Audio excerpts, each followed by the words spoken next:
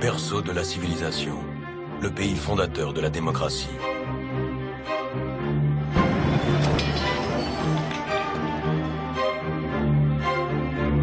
Ce symbole de la grandeur de l'Europe a failli entraîner tout le continent vers sa perte.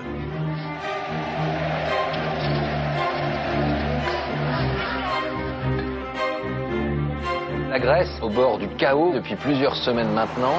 Euro-Länder machen sich Sorgen, dass tous les regards sont tournés vers la Grèce. Noordland beslaat in totaal 720 controversial deal forcing it to make further deep cuts in public spending in return for an unprecedented international financial rescue package. Cette crise qui déferle aujourd'hui sur l'Europe, avec son cortège de récession et de chômage de masse, n'est pas arrivée par accident. Les monnaies fortes, c'est pour les pays forts, c'est pas pour les pays faibles. Cette crise est la conséquence de toute une série d'erreurs, d'imprévoyance, de lâcheté. Vous savez, c'est comme quand il y a eu des catastrophes ou des attentats. Alors on cherche des indices ou on cherche des signes précurseurs de dysfonctionnement industriel. À Athènes, mais aussi à Paris, Berlin, Londres, tout a dysfonctionné, partout en Europe. Il faut croire personne, c'est n'importe quoi. Ce sont de bons. Comment les déboires d'un si petit pays ont-ils pu entraîner tout un continent au bord du gouffre? Pourquoi, après 40 ans de relations chaotiques, la Grèce est-elle devenue le talon d'Achille de l'Europe?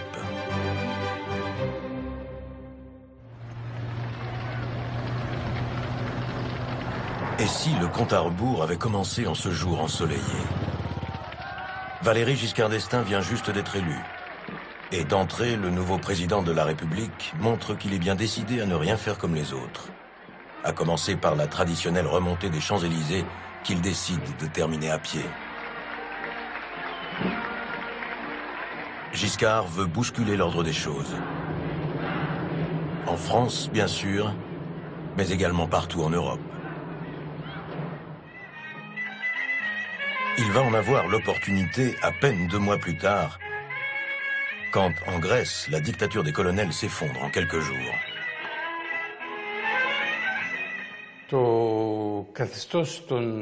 Le régime des colonels était une dictature autoritaire qui avait aboli toutes les libertés du peuple grec. La junte ne bénéficiait plus d'aucun soutien populaire et plus personne n'était derrière elle. Les colonels ont alors compris qu'il était temps de rendre le pouvoir aux hommes politiques et aux civils.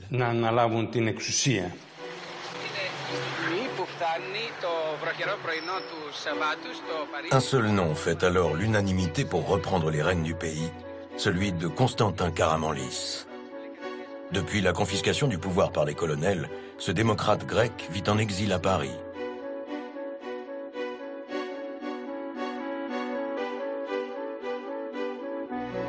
Et il peut compter sur un ami désormais haut placé. Karamanlis m'a téléphoné, moi j'étais à l'époque à l'Élysée, et il m'a dit, voilà, je suis très embarrassé parce que je vais retourner en Grèce, parce qu'il y a un appel populaire, je crois qu'il faut que j'y aille. Mais je ne sais pas comment y aller, je suis renseigné, il n'y a pas d'avion. Ne vous en occupez pas, je vais vous prêter l'avion de la présidence, on va vous conduire et vous déposer à l'aéroport d'Athènes. Donc il est arrivé à Athènes dans un avion sur lequel il est marqué République française.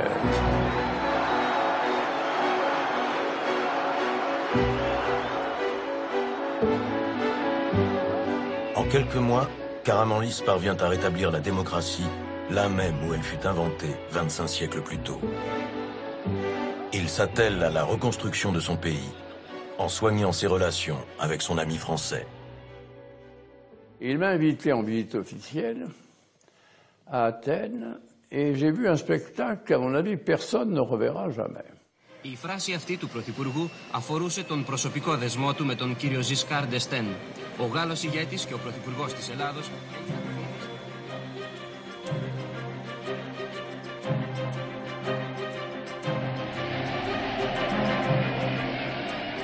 Sur tout le trajet, il y avait une foule sur plusieurs rangs de spectateurs qui applaudissaient. On n'a jamais vu ça en Grèce.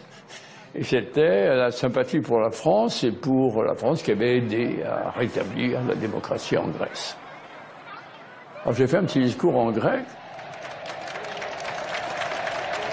Pour la circonstance, la télévision locale relaie l'événement en direct. Je vais vous répondre en grec. En grec, ah oui.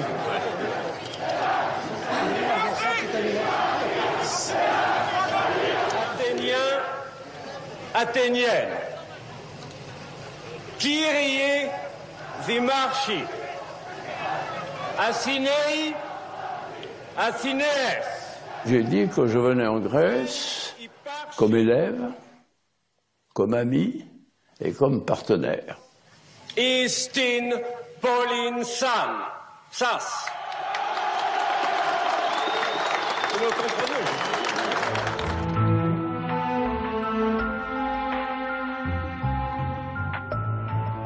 Giscard cabotine.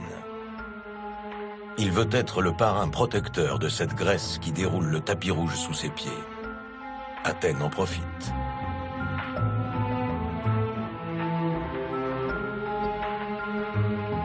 Giscard d'Estaing, on peut le dire aujourd'hui, n'a pas seulement été invité en Grèce afin d'être remercié pour son rôle dans le rétablissement de la démocratie. Karamanlis l'a fait venir aussi pour faire avancer l'entrée et au-delà l'adhésion de notre pays au sein de la communauté économique européenne. À l'époque, on appelle encore cela le marché commun. 9 pays réunis pour favoriser échanges commerciaux et politiques agricoles. La Grèce rêve de s'asseoir à la table de ces grands d'Europe, même si elle en est loin encore économiquement. Moi, j'étais allé en Grèce avant la prise de pouvoir par les colonels, et donc je connaissais un peu la vie politique grecque. Et j'avais vu d'ailleurs l'état de délabrement de la vie politique grecque avant les colonels. Enfin, c'était un désordre profond, un clientélisme visible. J'étais là au ministère des Finances, c'était mes collègues du ministère des Finances, et c'était un désordre indescriptible, des antichambres pleines de quémandeurs. Mais lors de sa visite présidentielle, Giscard semble avoir tout oublié du chaos administratif qui règne dans le pays. Il ne voit plus que la magie des temples antiques. Il est sous le charme. Karamanlis m'avait fait toute une espèce de petite démonstration. Il m'avait dit, mais votre langue, c'est du grec. Philosophie, c'est grec. Politique, c'est grec. Démagogie, c'est grec. Donc je me dis, ils ont leur place. Leur place, c'est en Europe, et donc il faut les accueillir.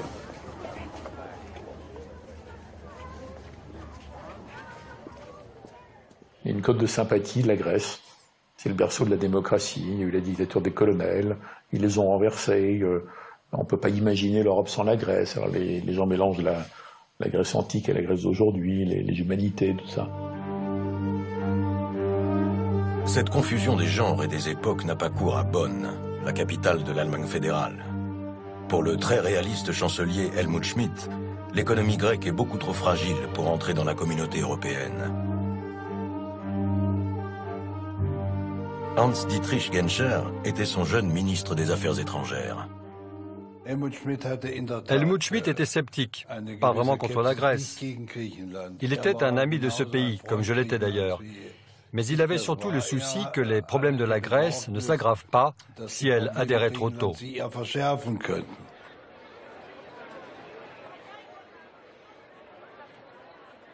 À l'époque, et c'est pareil aujourd'hui, sur toutes les grandes questions européennes, l'Allemagne cherchait toujours à être sur la même ligne que la France.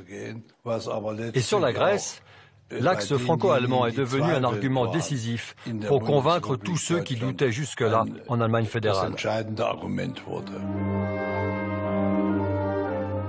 Bonn ne prendra donc pas le risque de se fâcher avec Paris sur la question grecque. Helmut Schmidt dit oui à Giscard et à la Grèce.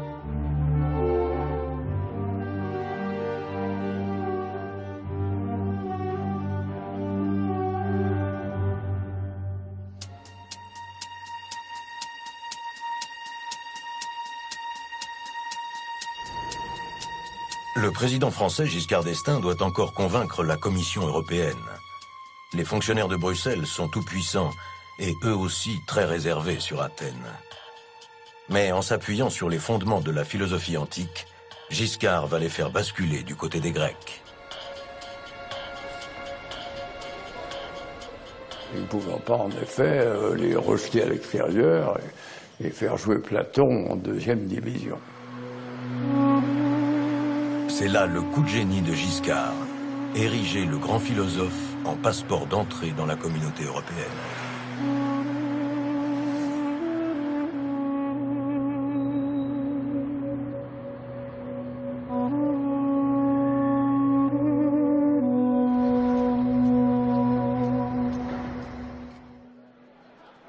Deux ans seulement après le rétablissement de la démocratie à Athènes, le représentant grec peut entamer les négociations d'adhésion à Bruxelles.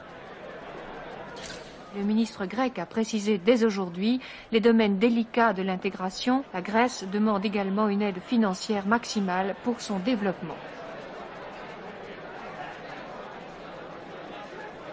L'Allemand Genscher, qui assiste à cette séance, n'est pas dupe. Pour les pays qui ne faisaient pas encore partie de la communauté, le fait de devenir membre, c'était une question de prestige. Mais c'était aussi évidemment pour eux une occasion de saisir des opportunités financières. La procédure impose aux candidats à l'Europe de prouver qu'il est suffisamment préparé pour intégrer le marché commun. Michel van den Abel est à l'époque jeune conseiller à la Commission. On nous présentait des statistiques, on disait ça me semble pas très réel, il y revenait un mois après avec d'autres chiffres. Donc c'était pas très sérieux. On a peut-être un peu mis la charrue devant les bœufs, on a peut-être été un peu trop rapide à accepter ce que nos amis et nos collègues grecs nous disaient. Donc on ne va pas infliger à la Grèce une sorte d'examen d'audit humiliant et pénible pour démontrer on ne sait pas quoi. Et de toute façon, on a envie qu'elle soit dedans parce que c'est dans le mouvement, quoi.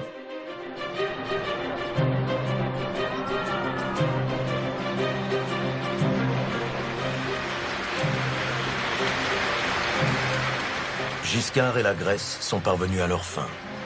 La jeune République obtient le droit d'adhérer à la CEE.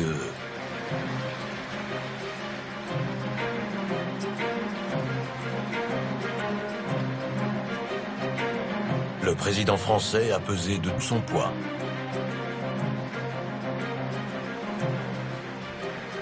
Son triomphe ravit le petit peuple d'Athènes.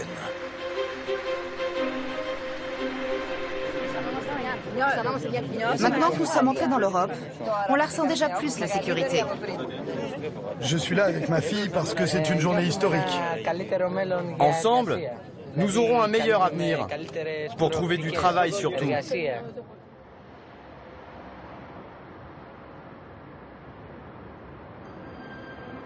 La Grèce peut enfin hisser son drapeau à Bruxelles. Même si tout le monde sait déjà qu'elle n'est pas un État membre tout à fait comme les autres.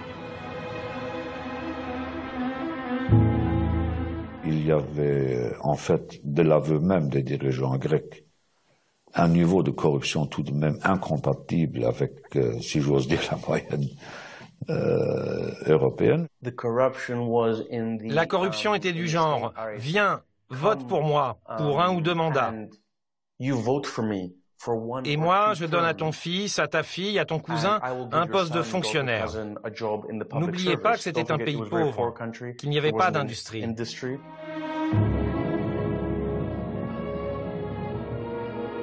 Il n'y a pas non plus beaucoup de cohérence au sommet de l'État. Au début des années 80, le premier gouvernement grec qui arrive à Bruxelles est élu sur un programme eurosceptique. Le secrétaire d'État chargé de l'Europe doit donc demander à son chef de gouvernement quelle est la ligne qu'il doit adopter. Quand je lui ai dit, mon président, nous avons une position contre l'Europe, comment vais-je faire? Il m'a dit, non, laisse tomber tout ça. C'était des positions qui étaient bonnes quand on était à l'opposition. Maintenant, il faut gérer le pays et ses intérêts. Nous ne sommes plus un parti, nous sommes le gouvernement de tout le peuple grec. L'intérêt de la Grèce et de son peuple est d'être dans l'Europe. Cet opportunisme va vite se révéler très rentable.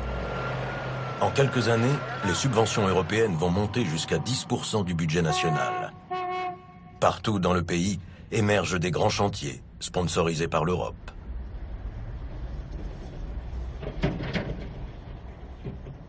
J'étais la première fois en Grèce en novembre 1983, comme jeune ministre du Travail. Et séjour après séjour, j'ai tout de même noté comme un énorme essor de la Grèce. Beaucoup de choses s'étaient améliorées. Athènes devient un virtuose des lucratifs marchandages européens, monnayant son vote au prix fort en échange de nouvelles subventions. Comme par exemple quand il faut décider de l'entrée dans la communauté de l'Espagne et du Portugal. Ils avaient les mêmes produits, n'est-ce pas? Tout d'un coup, dans le marché unique, se présentaient des pays qui avaient des milliers de tonnes d'huile d'olive, des agrumes, tout ce que nous produisions et exportions, ils exportaient et ils produisaient eux aussi. Donc il fallait trouver un arrangement. Donc vous avez obtenu de Bruxelles qu'un nouveau fonds d'aide soit créé. C'est ça. Pendant 10 ans, Bruxelles va verser en tout l'équivalent d'une 30aine de milliards d'euros en subventions à la Grèce. C'est le record d'Europe. Pas étonnant dès lors que les Grecs deviennent le peuple le plus pro-européen du continent. Le traité de Maastricht est signé des deux mains par Athènes, alors qu'il est contesté dans presque toute l'Europe. Ce traité est une révolution. Les Européens ont décidé de lier leur destin en se dotant d'une même monnaie, l'euro. Dorénavant, l'état de santé d'un pays rejaillira sur tous les autres. C'est le début d'une longue marche. Athènes est loin d'être prête pour la monnaie unique, mais la Grèce s'est bien décidée à tout faire pour ne pas rester au bord de la route, quitte à braver tous les sens interdits. Il était clair pour tout le monde que la Grèce ne remplirait pas les conditions, ni en termes, j'ai plus les chiffres en tête, excusez-moi, c'est un peu vieux, mais ni en termes d'inflation, de déficit public. En résumé, Athènes est très loin des fameux critères de Maastricht, nécessaires pour obtenir son billet vers l'euro. Qu'importe. Au printemps 1996, lors du sommet de Vérone en Italie, les Grecs vont arriver avec une stratégie inattendue.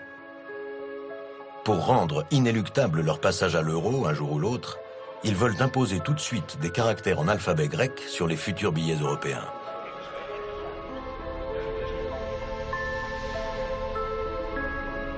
Le ministre grec des Finances est à la manœuvre. Je leur ai dit qu'effectivement c'était impossible de vendre l'euro à Athènes, aux paysans grecs ou aux gens des villes grecques qui seraient à même à utiliser l'euro sans qu'ils puissent comprendre ce qu'il est écrit sur les billets.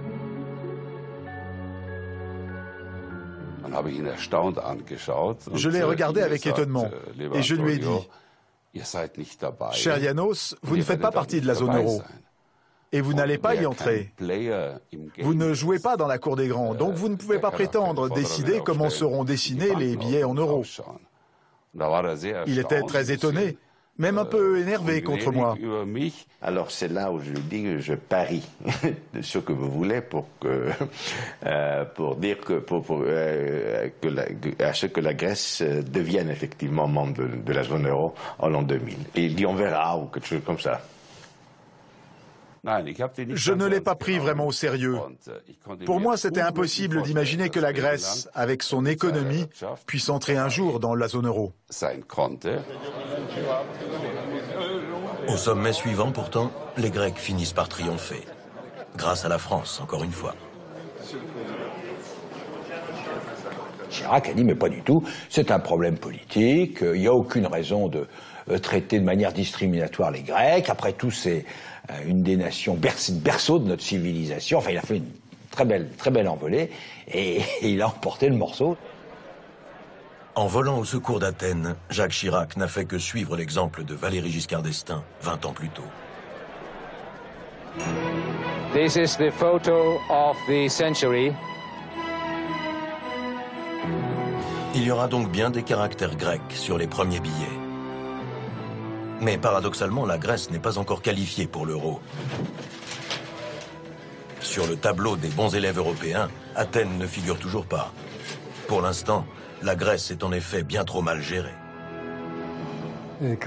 À l'époque, la Grèce n'était pas du tout dans les radars. En 1998, croire que la Grèce pouvait entrer dans l'euro, mais personne ne pouvait imaginer cela. Si la Grèce n'est pas de taille pour entrer dans l'euro, la France, elle aussi, est un peu juste. Mais le gouvernement s'est livré à une petite acrobatie comptable. En mettant la main sur quelques milliards qui dorment dans les caisses de l'entreprise publique France Télécom, l'État a réussi à abaisser son déficit d'1 demi-point. Juste ce qu'il faut pour satisfaire aux sacro-saints critères de Maastricht. Nous forcions un petit peu la serrure pour entrer dans la zone euro. Ce sont des pratiques qu'à titre personnel, je ne cautionne pas. Mais quand on est ministre, le pragmatisme finit par s'imposer. À Bruxelles et dans les autres grandes capitales européennes, l'astuce comptable à la française passe plutôt mal. Ils n'ont même pas daigné m'en informer avant, je l'ai appris par le journal. Et après, je me rappelle quand j'ai vu ça quand même, j'ai pris mon téléphone, j'ai appelé M. Arthuis qui était ministre des Finances en lui demandant quelques explications quand même, compte tenu de l'émoi que ça crée. Je m'en souviens très bien. Une tempête dans un verre d'eau en réalité. Car Bruxelles va finalement fermer les yeux sur les petits arrangements de la France. Un aveu de faiblesse qui donne des idées à l'autre bout du continent. Soudain, à Athènes, les critères de Maastricht ne semblent plus si difficiles à remplir. Comme par enchantement, tous les déficits grecs se mettent à se résorber. Et en seulement 2 ans, le mauvais élève de la classe euro devient un petit prodige de l'orthodoxie financière. C'était un miracle, effectivement, parce qu'on a fait vraiment un sprint très impressionnant à la fin. Le stratège d'Athènes a gagné son pari. Car personne ne va remettre en cause ces chiffres miraculeux. Au contraire, l'Europe fête ce qu'elle prend pour de la prospérité. Tous mes collègues, tous, ont applaudi. On a bu de la champagne. C'était un grand, comment dire, une fête pour la Grèce. L'intronisation en grande pompe de la Grèce dans la zone euro se déroule lors d'une rencontre au sommet en juin 2000. Les dirigeants européens y apparaissent à la fois très naïfs et très empressés.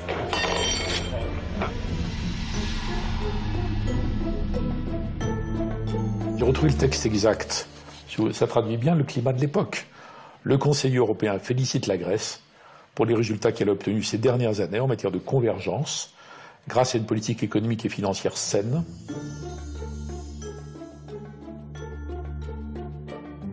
Tous les membres du Conseil européen croyaient les comptes qui étaient fournis par la Grèce, vous n'avez pas de raison d'en douter, ou n'étaient pas mandatés pour aller fouiller là-dedans pour savoir ce qui était vrai ou pas. Mais l'état réel de l'État grec, de l'administration grecque, de la fiscalité en Grèce, tout ça, non, c'était pas un sujet. En effet, depuis 20 ans, la Grèce est incapable de se conformer à une exigence économique de base, encaisser ses impôts. Pendant des siècles, ici, la fiscalité a été assimilée à un racket de l'occupant ottoman. Depuis, les contribuables grecs font preuve de beaucoup de mauvaise volonté. Pendant 400 ans, il n'y a pas eu d'État offrant des prestations dignes d'un État. L'État, c'était juste une taxe demandée par l'occupant. Il n'y avait donc pas de conscience que l'État pouvait subvenir à vos besoins. L'État était juste là pour vous prendre des choses. C'est ça le contexte. Chaque année, ce sont donc près de 30 milliards d'euros qui échappent aux caisses du ministère des Finances.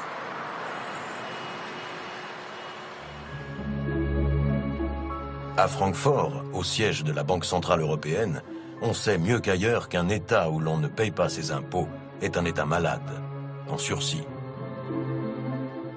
Objectivement, la Grèce n'était pas prête. D'abord, elle était trop endettée. Et puis, sa bonne santé économique du moment était due à des mesures ponctuelles, prises exprès pour l'occasion. Elle s'était apprêtée un peu comme une mariée le jour du mariage. Mais on sait qu'une fois la cérémonie terminée, la mariée reste rarement aussi belle qu'elle était au début de la fête. Et là, c'était vraiment ça. Pourtant, à l'époque, la Banque centrale européenne ne s'est pas opposée à l'histoire en marche. Je ne sais pas s'il s'agit là d'un dysfonctionnement, mais la Banque centrale, à aucun moment, ne nous a mis en garde d'une façon virulente. Vous ne pouviez pas dire ce que vous pensiez vraiment? Non. Non, ce sont aux politiques de décider, et c'est très bien comme ça. La question est, à quel point la Banque centrale européenne aurait dû s'exprimer davantage publiquement? Aujourd'hui, je dirais que nous sommes allés jusqu'à la limite de ce qu'il était politiquement possible de faire à l'époque.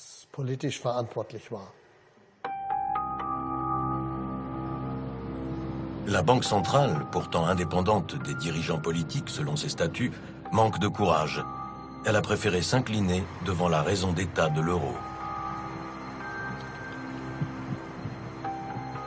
Un homme, pourtant, refuse de cautionner tout cela. Il est l'un des principaux responsables de la politique monétaire en Allemagne.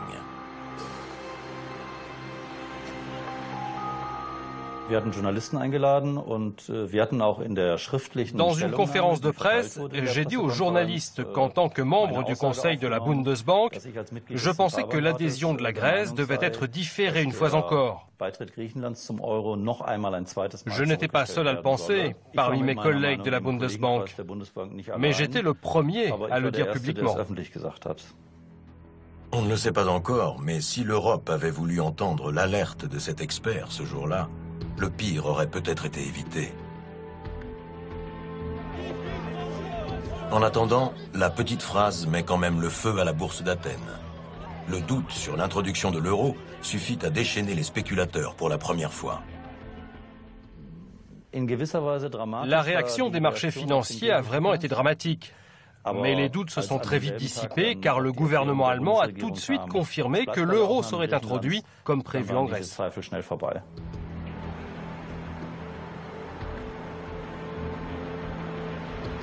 Le banquier est rappelé à l'ordre par la chancellerie à Berlin. Le gouvernement allemand refuse de stigmatiser son partenaire grec. Athènes aura bien sa place dans l'euro, quel qu'en soit le prix.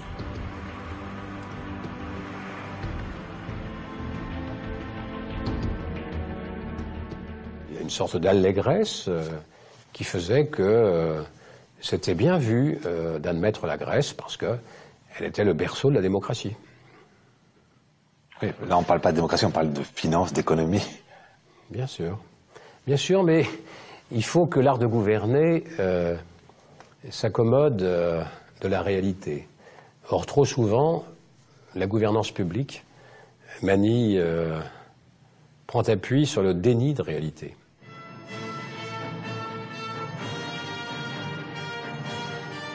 Finalement, la Grèce est bien au rendez-vous de la monnaie unique.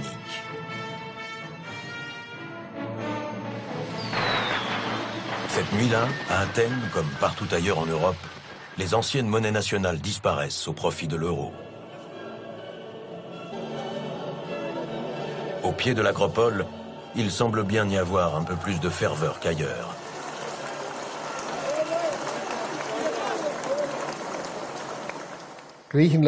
La Grèce a poussé un soupir de soulagement. Ils ont dit « Ouf, ça y est, on y est ».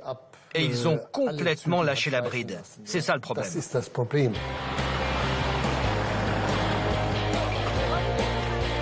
Avec l'euro, une monnaie qui inspire confiance, les Grecs peuvent emprunter à tout va. Une vie à crédit, de l'argent facile. Athènes découvre à son tour les années fric.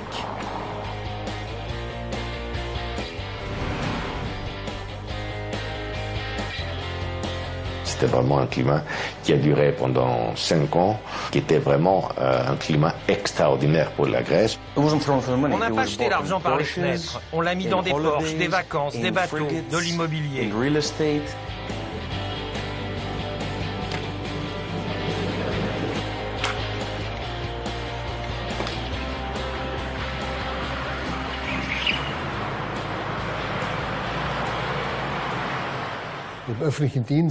Dans la fonction publique, les salaires ont plus que doublé en 8 ans. C'est totalement absurde. Aucun pays ne peut financer ça.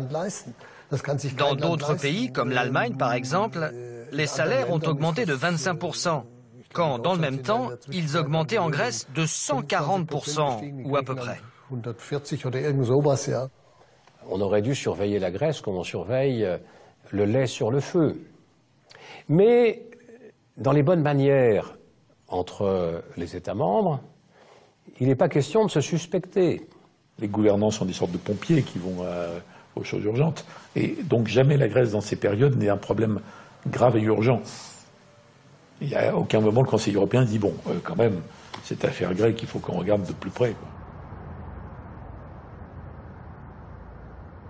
Avec le début de ce nouveau millénaire, Athènes semble connaître un nouvel âge d'or. Revivre la gloire des temps anciens, lorsque la cité antique était le centre du monde.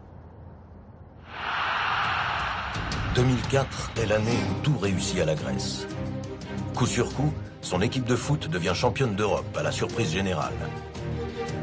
Quelques semaines plus tard, s'ouvrent les Jeux Olympiques, les premiers à Athènes depuis la fin du 19e siècle. Une douce euphorie s'empare de tout le pays. La Grèce marche sur l'eau. Mais à Paris, le Premier ministre est dubitatif. J'avais fait des analyses assez précises du coût des Jeux Olympiques d'Athènes, parce que se posait la question de notre candidature pour les Jeux Olympiques de Londres. Et au fond, dans mon fort intérieur, je n'étais pas très favorable à ce que nous obtenions les Jeux Olympiques, d'après cette étude, puisque je trouvais que c'était au-dessus de nos moyens. Si la France avait du mal à financer les Jeux Olympiques de Paris, qu'est-ce que ça devait être de la Grèce pour financer Athènes? Donc là, c'est un exemple qui m'a alerté sur la gravité de la situation en Grèce. Son intuition, le chef du gouvernement français ne la partagera pas avec Bruxelles. Jamais l'idée nous était venue qu'il pourrait y avoir des trafiquages de chiffres ou des crantages inappropriés.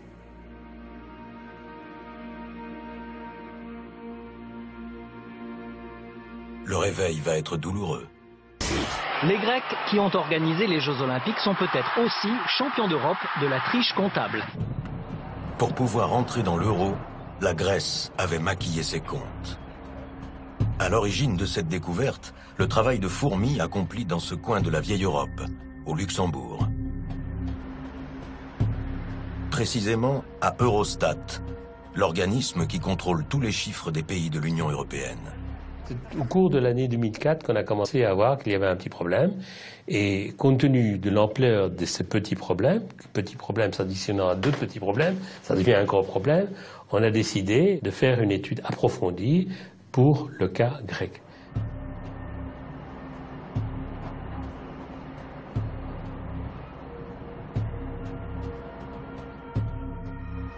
À Francfort, la Banque centrale européenne aussi se penche sur ces anomalies comptables.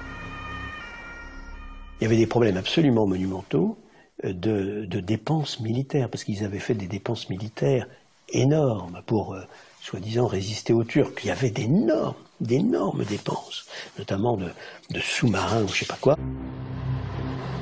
La Grèce est le pays qui entretient le plus gros budget militaire en Europe.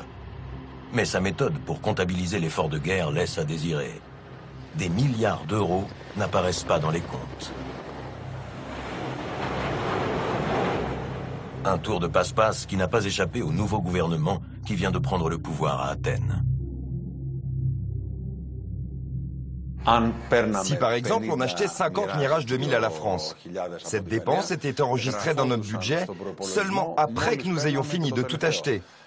Donc on achetait les 45 premiers Mirages et la dépense n'apparaissait nulle part. Ce n'est que des années plus tard, après la livraison du dernier appareil, que la dépense était enregistrée dans notre budget. Entre bizarreries comptables et erreurs grossières, impossible de voir vraiment clair dans les comptes publics grecs. Quand Eurostat découvre une erreur, Elle se demande pas si c'est une malversation ou si c'est juste une erreur technique. Non, quand Eurostat a reconnu une erreur, Eurostat fait rapport au Conseil, d'abord à la Commission, qui est l'autorité publique aussi au-dessus d'Eurostat, puisque Eurostat n'est qu'une direction générale de la Commission européenne. À Bruxelles, chacun se renvoie la balle. On se contente de rapporter à l'échelon supérieur ou à l'institution d'à côté. Une dilution de responsabilité qui a tendance à faire disparaître tous les problèmes.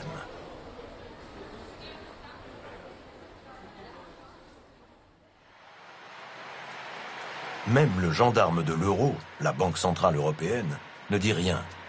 Et pour cause. Ici, le vice-président s'appelle Loukas Papademos. Il est grec. Quand la Grèce manipulait ses comptes pour entrer dans l'euro, il était encore à Athènes, à un poste stratégique, gouverneur de la Banque centrale grecque. Il était donc aux premières loges pour connaître le détail des petits arrangements comptables de son pays. Mais quand il devient l'un des gardiens de la monnaie unique, il en oublie son devoir de loyauté européenne et se garde bien d'affranchir ses nouveaux collègues. Nous avons très bien travaillé ensemble.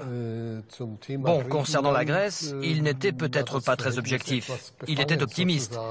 Il disait que petit à petit, la Grèce allait résoudre ses problèmes. Nous avons eu bien sûr beaucoup de discussions avec lui et au sein de l'exécutif, c'est-à-dire du directoire, et au sein du Conseil des gouverneurs, des discussions très approfondies. Lui, il savait que les comptes étaient falsifiés? Non. Non, Loukas Papademos ne savait pas que les comptes étaient falsifiés. Il ne savait pas, ou il a préféré garder le silence? Loukas est un bon ami à moi, mais on ne parlait pas de tout cela en détail entre nous. C'est un homme honorable. Dans quelle mesure il a été mêlé à tout ça ou informé? Je ne sais pas vraiment. Il aurait pu vous prévenir, vous informer avant peut-être. Bon, arrêtez avec cette histoire de Papademos. Je ne dis plus rien là-dessus. Je n'aime pas cette personnalisation des choses.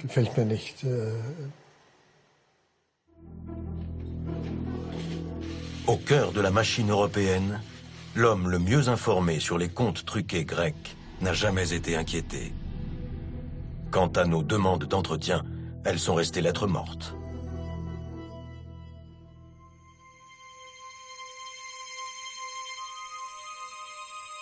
Des responsables européens qui se serrent les coudes, des services qui se renvoient la balle, personne en 2004 ne veut aller plus loin sur le trucage grec.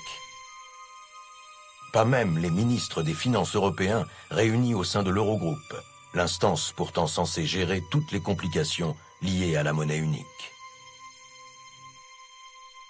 L'Eurogroupe, au fond, va permettre aux ministres des Finances de régler leurs petites affaires entre eux et de faire preuve d'une certaine complaisance mutuelle. Qu'est-ce que ça veut dire, la complaisance mutuelle? Ça veut dire qu'on va avoir de la compréhension pour ceux qui ne respectent pas leurs engagements. Et très vite, d'ailleurs, on s'aperçoit que la transgression va être à l'œuvre. À cette époque, en effet, les grands pays sont à nouveau loin d'être irréprochables. À commencer par la France. Et c'est Mme Alliot-Marie qui dit, mais au fond, les dépenses de défense nationale, est-ce que c'est vraiment de la dépense publique, quoi? Et comme ça ne suffit pas, Chirac dit, mais les dépenses de recherche-développement, est-ce que c'est à prendre en compte dans le déficit? C'est n'importe quoi. La France est au-delà des critères de Maastricht qu'elle avait déjà eu tant de mal à respecter 7 ans auparavant.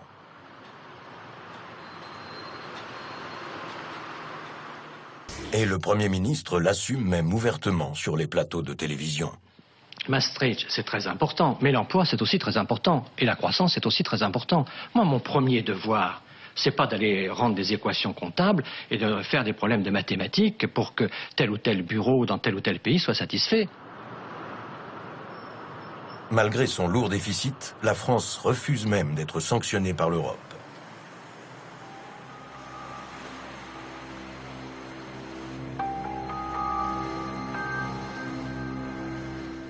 Moi, je ne voulais pas de sanctions de Bruxelles. Parce que, à l'époque, peut-être que maintenant, si ça se généralise, ça devient banal. Mais à l'époque, c'eût été infamant pour la France que d'être sanctionnée. Donc je ne voulais pas de sanctions de Bruxelles. L'esprit du pacte avait été démoli, parce que les grands pays refusant qu'il s'applique à eux-mêmes en avaient démoli l'esprit. J'ai beaucoup de collègues qui sont venus me voir en me disant « On voit bien que les règles, c'est bon pour les petits, mais les grands, eux, ils font ce qu'ils veulent. » Les grands pays se sont mis hors la loi. Difficile pour eux d'instruire alors un procès en sorcellerie budgétaire à la petite Grèce. Il n'y aura donc aucune suite à l'affaire des comptes grecs falsifiés de 2004. Aujourd'hui, je me dis, voilà, il aurait pu tempester, sanctionner, punir, mais on ne l'a pas fait. D'une certaine façon, je persiste à croire qu'on avait raison de ne pas le faire parce qu'on aurait, comme je le disais, approfondi les abîmes grecs.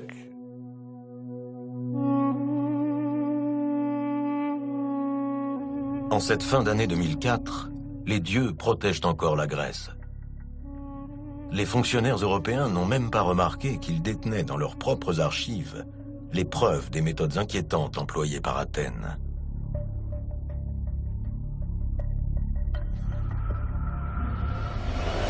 Pour maquiller ses comptes, la Grèce s'était en effet tournée vers les mauvais génies de la finance, ceux de la City, à Londres. Les dirigeants grecs avaient choisi Goldman Sachs. La banque d'affaires avait mis au point un artifice comptable très tentant pour un pays aussi endetté que la Grèce. Il s'agissait de manipuler dans la plus grande discrétion les emprunts d'État en monnaies étrangères, pour faire mine d'en diminuer le montant total. Dans le jargon financier, on appelle ça un swap de devises. Le but de ce genre d'opération est souvent de faire des choses que vous désirez cacher aux autres. C'était une transaction très exceptionnelle par rapport aux pratiques habituelles sur les marchés financiers. Le swap permet de glisser sous le tapis tout un pan de la dette publique. Goldman Sachs la prend à sa charge. Mais en contrepartie, la Grèce doit rembourser avec des taux d'intérêt exorbitants. Le banquier se transforme en usurier. C'est donc un véritable pacte avec le diable qu'ont signé les responsables grecs de l'époque pour entrer dans l'euro. Nous avons découvert le swap parce qu'on recevait des factures très élevées. Et d'un coup, on a réalisé qu'on devait payer 200, 300, 400 millions d'euros. Ce n'étaient pas les remboursements d'un prêt classique. En fait, c'était les premiers remboursements de ce swap.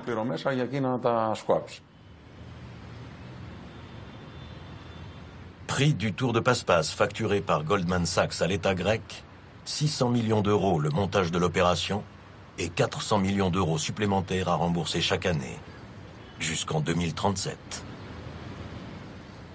Les gens étaient frappés par la dimension de la transaction, par la nature inhabituelle de ce deal et par la somme d'argent que Goldman Sachs gagnait avec ce deal.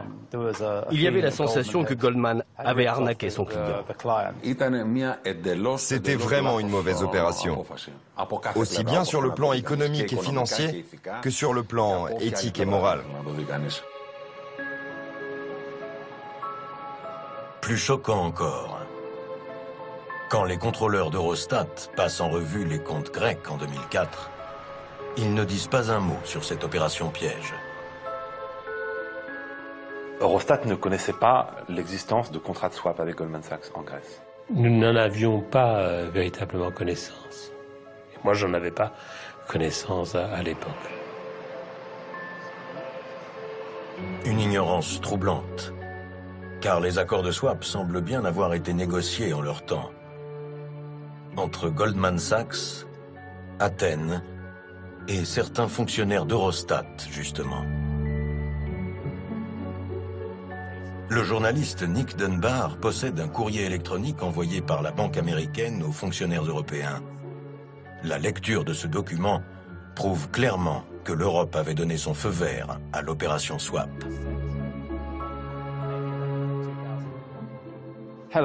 Bonjour, j'ai organisé la conférence téléphonique avec Eurostat. Les juristes ont été très contents de ce qu'ils ont appris. Nous avons eu essentiellement la confirmation de ce que nous savions déjà. Visiblement, là, on comprend que ce n'est pas leur première discussion. Parmi les différentes choses que nous avons abordées, Eurostat a réaffirmé, vous voyez là encore, ça veut dire que ce n'est pas la première fois qu'ils se parlent, a réaffirmé donc que les contrats de swap sont légaux et que l'argent des swaps peut être utilisé pour diminuer le déficit et la dette.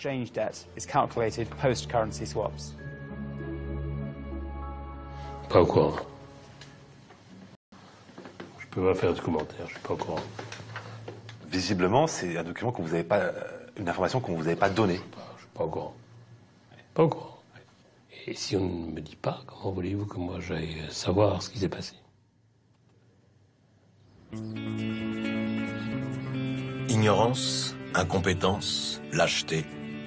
Seule certitude, en 2004, c'est bien l'Europe qui a fait naufrage. Sous le soleil grec, en revanche, rien ne change. C'est toujours la Dolce Vita. On continuait à vivre qu'on avait appris à vivre en s'endettant. On bouclait les fins des mois et les fins des années, déficit augmentait mais personne n'y prêtait attention, la dette augmentait mais personne n'y prêtait attention, c'était la vie normale comme on avait l'habitude de la vivre depuis des décennies. Bruxelles non plus ne change rien à ses habitudes. Année après année, l'Europe continue de verser à la Grèce 3 fois plus de subventions qu'ailleurs, en continuant de fermer les yeux.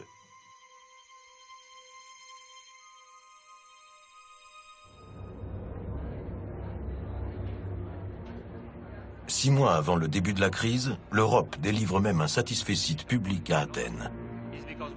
Nous considérons que la Grèce est dans une meilleure situation économique que les autres pays. Au même moment, l'ambassadeur américain en poste à Athènes, lui, est beaucoup plus inquiet. Il rédige un télégramme alarmiste à l'attention de Washington.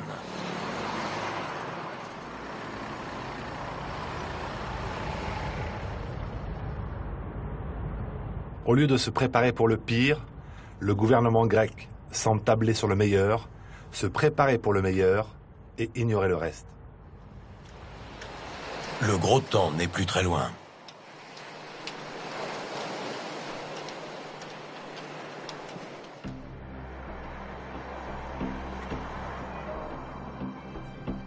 En cette fin d'après-midi à Luxembourg, une petite phrase va marquer le début de la crise.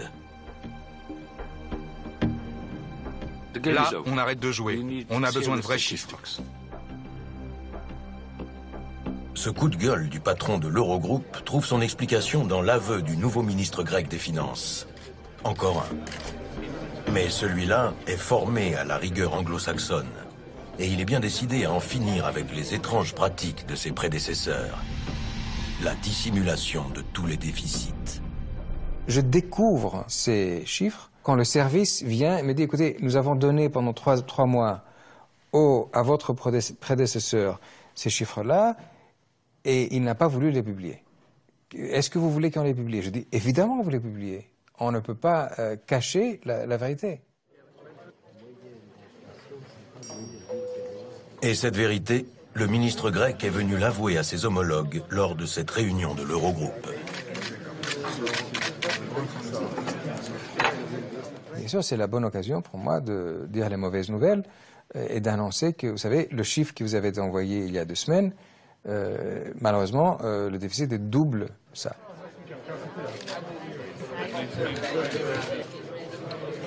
Le déficit officiel de 6% s'élevait en réalité à 13%. Des sommes colossales s'étaient volatilisées. Ça s'évapore. Les caisses étaient vides, la dette était énorme. Le déficit avait dépassé les bornes. C'est ça la réalité. Pour la Grèce, mentir n'était plus tenable. Si, à ce moment-là, moi, je disais, écoutez, c'est pas 6%, c'est plutôt 8 ou 9. Et un mois après, je disais, écoutez, c'est pas vraiment 8 ou 9, c'est 11. Et un mois après, je disais, écoutez, c'est pas vraiment 11, c'est 13. quelle serait la crédibilité du gouvernement?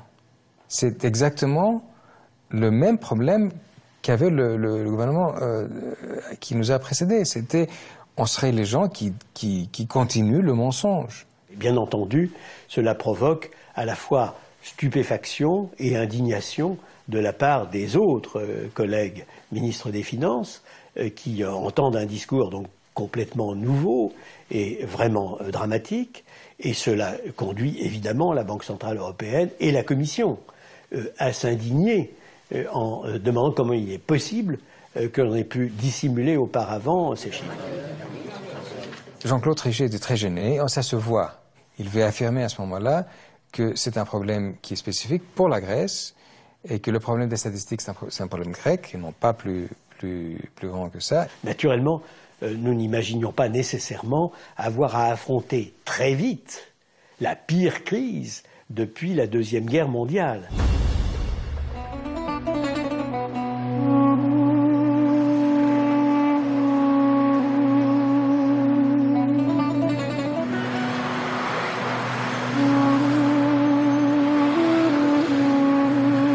Sont tournés vers la Grèce. La situation est très grave. Le pays, lesté par une très lourde dette, suscite des doutes sur sa capacité à rembourser.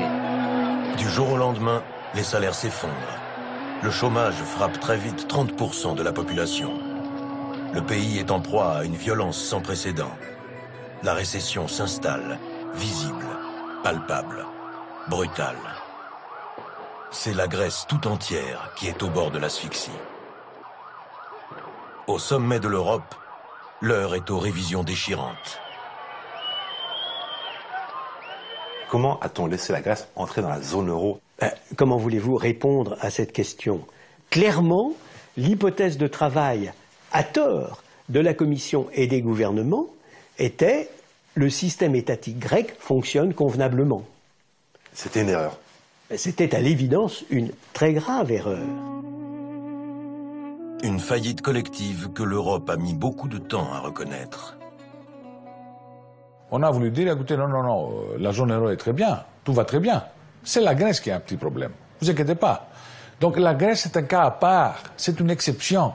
Mais attention, n'ayez pas peur, tout le reste en Europe fonctionne très bien. C'était faux. Le risque maintenant, c'est malheureusement la contagion en clair. Si un pays peut faire faillite, alors n'importe quel autre pays d'Europe peut faire faillite. Le scénario catastrophe que personne ne voulait envisager devient une réalité. Si l'Europe ne sort pas son carnet de chèques pour aider la Grèce, elle coule avec elle. Il a fallu que les événements se déroulent sous nos yeux pour que tout le monde le comprenne.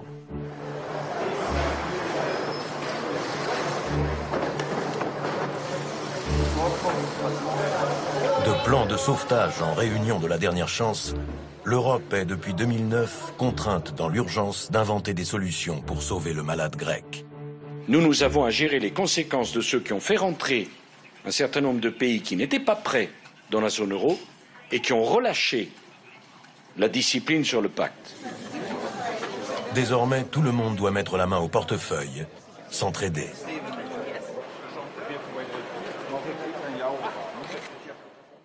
En 1996, 17, 18, quand je faisais l'euro, j'aurais jamais osé proposer mettre en place ces mécanismes de solidarité. On m'aurait fusillé au pied du Mac and Peace, parce que ça va pas. Il était hors de question que les États membres s'entendent pour se soutenir les uns les autres s'ils avaient un problème. Hors de question, je peux vous dire, à la fin des années 90, la question ne se posait même pas. D'ailleurs, on n'a même pas posé la question. L'idéalisme des débuts, celui qui avait encouragé le berceau de la civilisation à rejoindre la grande famille de l'euro les yeux fermés, ce romantisme-là coûtera cher. Une vague d'austérité sans précédent dans tous les pays d'Europe et 450 milliards, montant estimé des plans d'urgence pour sauver la Grèce.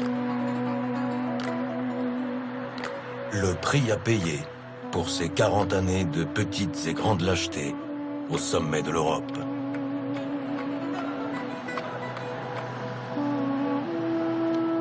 J'ai un regret, pas du tout pour l'entrée de la Grèce dans l'Union européenne, pas du tout, aucun regret. J'ai un regret pour l'adoption de l'euro par la Grèce. C'était pas simplement errare humano est, c'était aussi perseverare diabolicum. Si quelqu'un met du miel au doigt de quelqu'un, qui est le plus fautif? C'est lui qui met le miel au doigt ou c'est lui qui le mange? J'ai découvert, pendant ces longues années grecques, que oui, la Grèce est une grande nation, mais que c'est un faible État. L'Allemagne et la France sont les premiers fautifs. On dit souvent qu'ils n'ont commis que des petites fautes. Mais comme on le sait bien, les grandes erreurs commencent justement avec des petites fautes. Très franchement, tous les États membres ont une part de responsabilité, parce qu'ils ont laissé faire les Grecs.